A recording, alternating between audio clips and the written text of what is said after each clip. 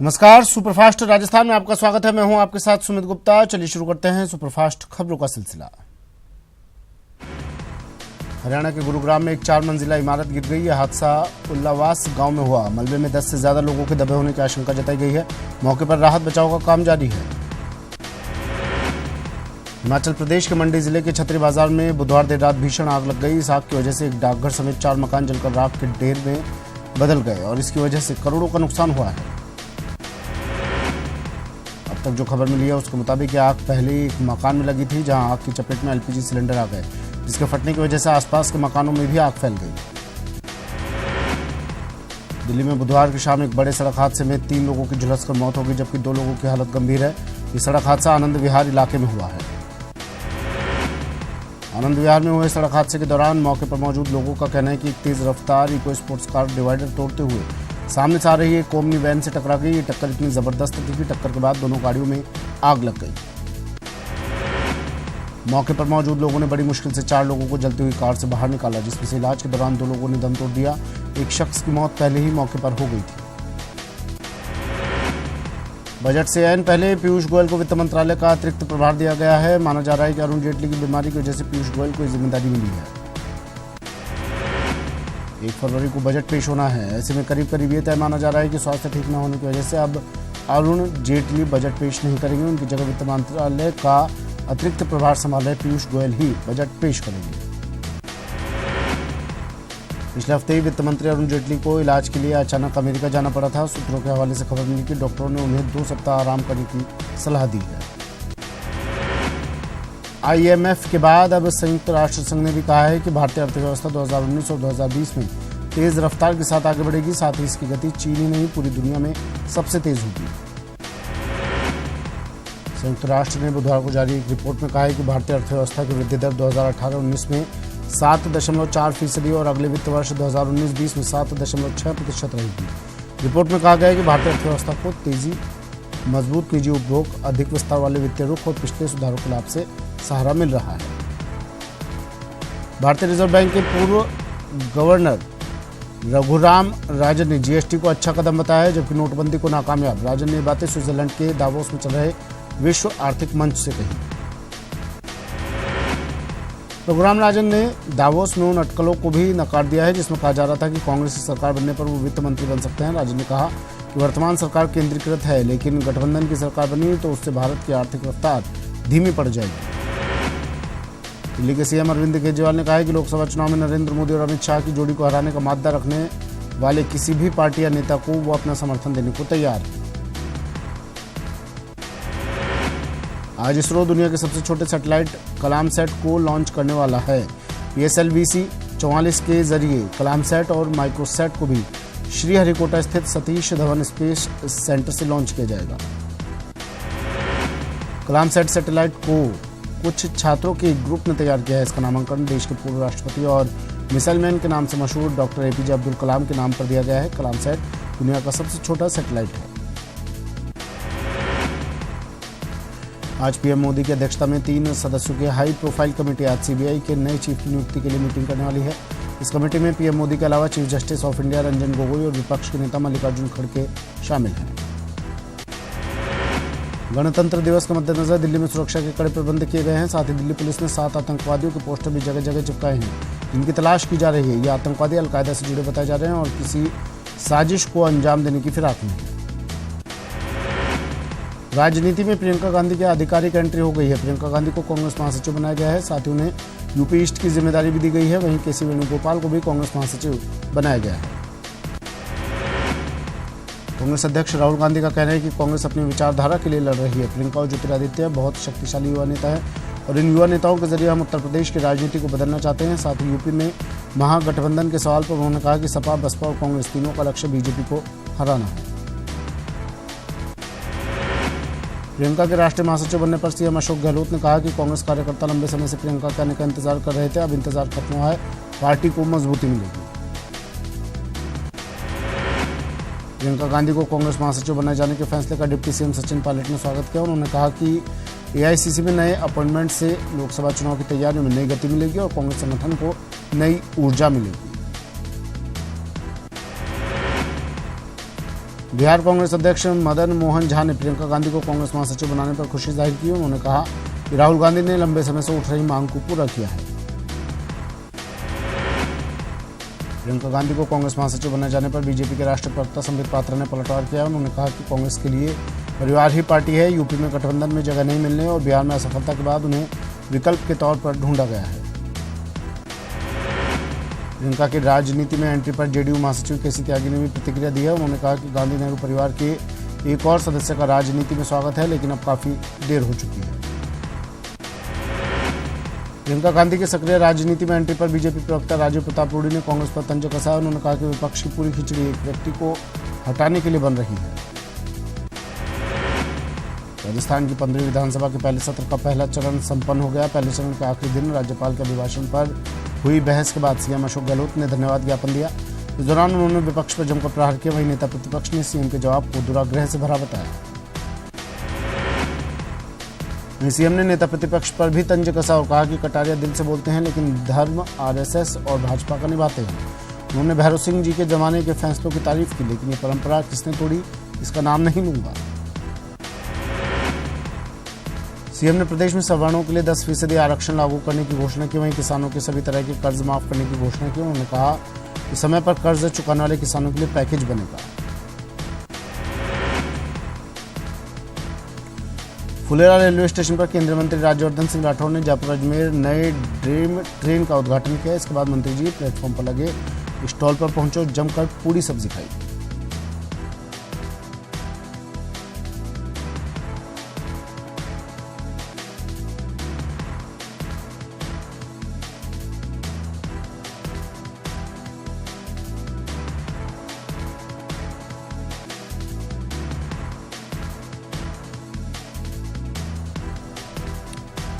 Phulera station से रवाना हुई जयपुर अजमेर डेमू नई ट्रेन से अब यात्रियों को सफर करना काफी आसान हो जाएगा। खासतौर पर कम दूरी तक सफर करने वाले यात्रियों को इस डेमू ट्रेन के शुरू होने से काफी सहूलियत होगी।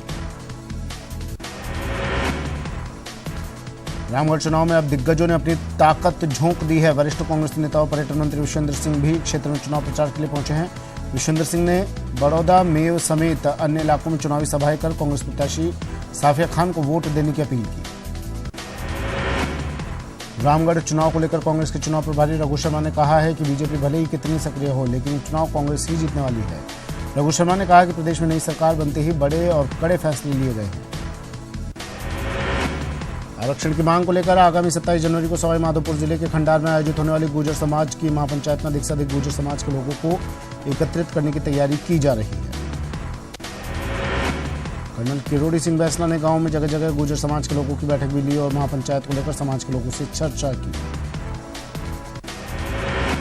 प्रतापगढ़ में आदिवासी एकता परिषद और अन्य सामाजिक संगठनों ने राज्यसभा सांसद अमर सिंह का पुतला जलाकर विरोध जताया। लोग अमर सिंह के उस बयान का विरोध कर रहे थे जिसमें उन्होंने क्षेत्रीय आदिवासियों को नक्सली कहा था। आज बिहार के पूर्व मुख्यमंत्री और जननायक कर्पूरी ठाकुर की जयंती मनाई जा रही है। इस मौके पर राजकीय समारोह का आयोजन होगा जिसमें कर्पूरी ठाकुर के आदर्शों पर चलने का संकल्प लिया जाएगा। कर्पूरी जयंती के मौके पर बिहार में बीजेपी ने अति पिछड़ों को साधने की कोशिश की। पार्टी नेताओं ने कहा कि 2021 की जनगणना जातिगत आधार पर होगी, जिसके बाद ओबीसी, एससी, एसटी और गरीब सवर्णों के लिए आरक्षण का दायरा बढ़ेगा। मध्य प्रदेश के मुख्यमंत्री कमलनाथ दावोस दौरे पर हैं। विश्व आर्थिक मंच सम्मेलन को सीएम ने संबोधित किया और कहा कि प्रदेश को समावेशी अर्थव्यवस्था का मॉडल बनाया जाएगा। लोकसभा चुनाव प्रभारी स्वतंत्र देव सिंह मिशन 29 को लेकर एमपी दौरे पर हैं। आज वे जबलपुर में पार्टी पदाधिकारियों के साथ बैठक करेंगे और चुनाव की तैयारियों पर रणनीति पर चर्चा करेंगे। कमलनाथ सरकार की कर्ज माफी के फैसले का प्रचार करने के लिए कांग्रेस ने किसान विजय रथ यात्रा की शुरुआत की। 41 दिन चलने वाली यात्रा में किसान कांग्रेस किसानों के बीच पहुंच कांग्रेस सरकार के फैसलों और कर्ज माफी को लेकर मिल रही शिकायतों को दूर करने का काम करेगी। किसान कांग्रेस के राष्ट्रीय अध्यक्ष नाना पटोले ने रथ यात्रा को हरी झंडी दिखाकर रवाना किया। किसान कांग्रेस लोकसभा चुनाव से पहले निकाली जा रही किसान विजय रथ यात्रा के बारे में लोगों को बताएगी। मध्य प्रदेश विधानसभा के नेता प्रतिपक्ष गोपाल भार्गव ने कर्ज माफी पर सवाल उठाए। कर्ज नहीं लेने वालों का भी कर्ज माफ करने पर गोपाल भार्गव का ट्विटर पर लिखा कि सरकार कर्ज माफी के नाम पर 3 और 5 रुपये माफ करने का ढोंग कर रही है। प्रियंका गांधी को पार्टी का राष्ट्रीय महासचिव बनाए जाने पर छत्तीसगढ़ के सीएम भूपेश बघेल ने ट्वीट कर बधाई दी। अपने ट्वीट में बघेल ने लिखा कि प्रियंका गांधी जी को नई जिम्मेदारी के लिए अनंत शुभकामनाएं। मध्य प्रदेश कांग्रेस आईटी सेल के सदस्य अभिषेक मिश्रा की गिरफ्तारी पर सियासत तेज हो गई है। दिल्ली पुलिस की कार्रवाई पर एमपी सरकार ने ऐतराज जताया है। गृह मंत्री बाला बच्चन ने केंद्र सरकार पर कार्रवाई को लेकर निशाना साधा।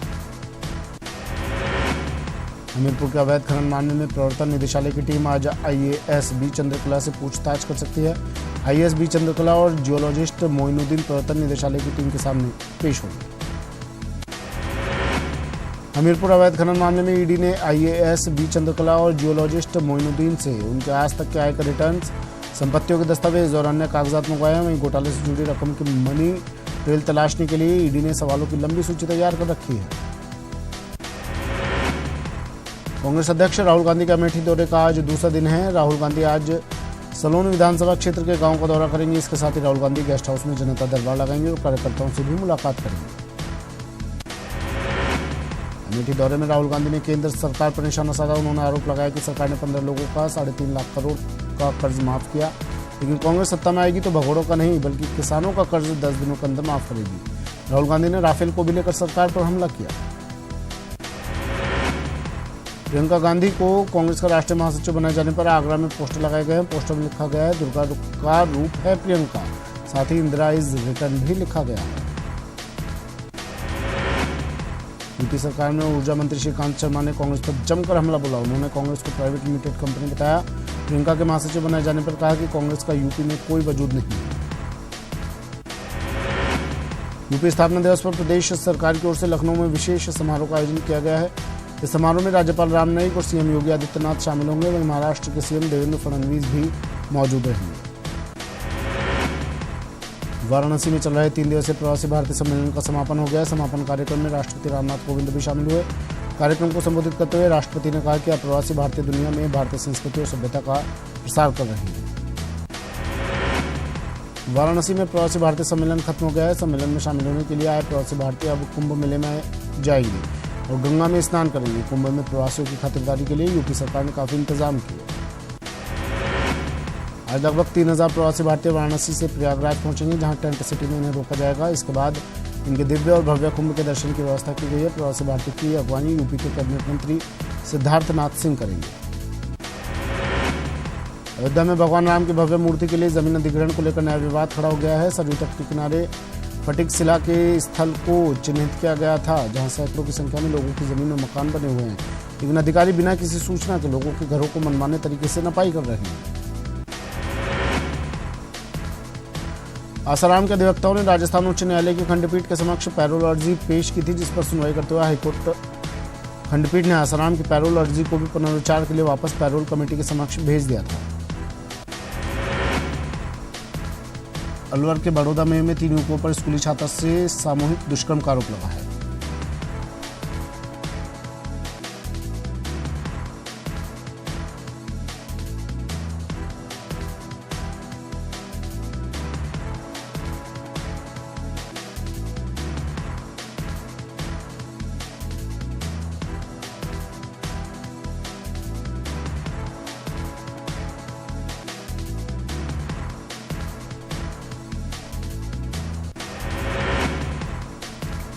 टोंक के भीखापुरा में बरसाती नाले के पास भ्रूण मिट्टी में दबा मिला। दरअसल जमीन में गाड़े गए बच्ची के भ्रूण का पता उस समय चला जब कुत्तों ने उस जगह को खोद दिया था। दौसा के मेहंदीपुर बालाजी थाना पुलिस ने बड़ी कार्रवाई करते हुए लपका गिरोह के 13 सदस्यों को गिरफ्तार किया है। लपका गिरोह के सदस्य मेहंदीपुर बालाजी में आने वाले श्रद्धालुओं के साथ बदतमीजी करते थे। अलवर पुलिस ने 2 दिन पहले एक गौ तस्करी और वाहन चोरी करने वाले गैंग को गिरफ्तार किया था। गैंग में मॉब लिंचिंग के आरोप में उमर खान का बेटा भी लिप्त था। पुलिस ने उमर खान के बेटे मकसूद खान सहित 6 बदमाशों को गिरफ्तार किया है। जमीन की तरमीम करने के एवज में किसान से रिश्वत लेने वाले भू अभिलेख निरीक्षक महेंद्र चौधरी को अदालत ने जेल भेजने का आदेश दिया। एसीबी की टीम ने आरोपी को 50,000 रुपए की रिश्वत लेते गिरफ्तार किया था। अजमेर के आदर्श नगर थाना इलाके में इंश्योरेंस कंपनी की ओर से एक पेंशनकर्ता के साथ लाखों रुपए की धोखाधड़ी करने का मामला सामने आया, जिसके बाद पीड़ित ने पुलिस में मामला दर्ज करवाया है। प्रदेश के खान विभाग के 45,000 करोड़ रुपए के महाघोटाले में आरोपियों की मुश्किलें बढ़ गई हैं। मुकदमा दर्ज कर आरोपियों के खिलाफ विशेष अदालत ने गिरफ्तारी वारंट जारी किए हैं। सिरोही के आबू रोड में साल 2012 के सड़क निर्माण में हुए भ्रष्टाचार की जांच एसीबी कर रही है। मामले में एसीबी की टीम ने आबू रोड कार्यालय में दस्तावेजों की जांच की। भीलवाड़ा के बागौर थाना क्षेत्र के अमरगढ़ गांव में विवाहिता की संदिग्ध मौत के तीसरे दिन पहुंचे पियर पक्ष के लोगों ने ससुराल पक्ष पर हत्या का आरोप लगाया। पुलिस मामले की जांच कर रही है। चित्तौड़गढ़ की सदर थाना पुलिस ने बजरी माफियाओं के खिलाफ कार्रवाई करते हुए बजरी से भरे 5 डंपर जब्त किए। बिहार के वैशाली के गोरौल में एक व्यक्ति की चाकू से गोदकर हत्या कर दी गई। मृतक की पहचान नहीं हो सकी। आशंका जाहिर की जा रही है लूटपाट के दौरान उसकी हत्या की गई। झारखंड की राजधानी रांची में अपराधियों ने एक शख्स की हत्या कर पुलिस को खुली चुनौती दी है। मामला रातों का है, जहां घर से नाइट शिफ्ट की ड्यूटी पर जाने के लिए निकले एक शख्स को बीच रास्ते में अपराधियों ने गोली मार दी। बिहार की पटना पुलिस ने फतुहा औद्योगिक क्षेत्र में 2 बड़े उद्योगपतियों के साथ लूटपाट और उनकी हत्या की साजिश का भंडाफोड़ किया। पुलिस ने साजिश रचने वाले 3 अपराधियों को गिरफ्तार कर लिया है। झारखंड की राजधानी रांची में हिट और रन का एक और मामला सामने आया है। हरमू में धोनी के घर के सामने एक बेलगाम कार ने बाइक को ठोकर मारी और एक बाइक को टक्कर मार दी और मौके से फरार हो गया। हादसे में घायल बाइक सवार को अस्पताल में भर्ती कराया गया।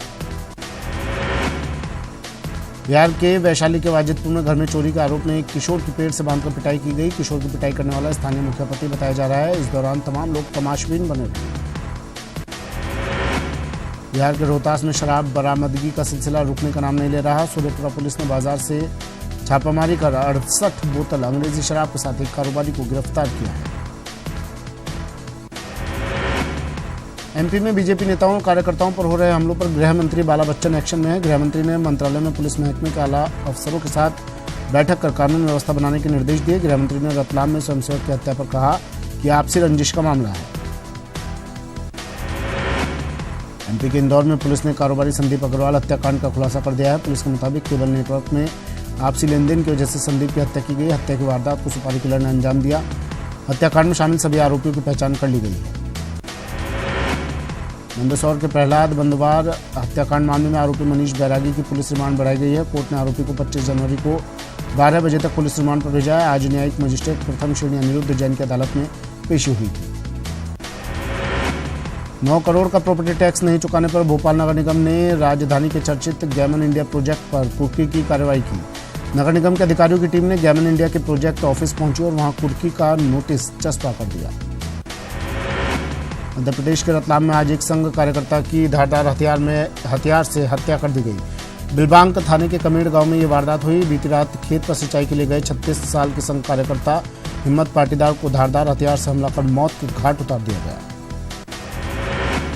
सुबह जब परिजनों ने हिम्मत को फोन लगाया तो कोई जवाब नहीं मिला, जिसके बाद तलाश करते हुए खेत में पहुंचने पर परिजनों को हिम्मत पाटीदार का शव मिला। मामले की सूचना मिलते ही मौके पर पहुंची पुलिस ने मामला दर्ज कर छानबीन में जुट गई है।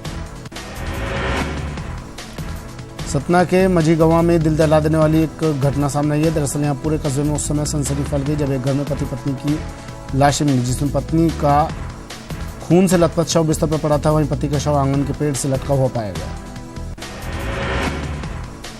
राजनांद गांव में पुलिस नक्सली मुठभेड़ हो गई। मुठभेड़ के दौरान भारी मात्रा में नक्सली सामग्री बरामद हुई है। कांकेर में नक्सलियों ने अंतागढ़ में बैनर और पोस्टर लगा दिए। बैनर लगने से लोगों में दहशत है। बैनर पोस्टर में जिले में पुलिस मित्र का विरोध किया गया है।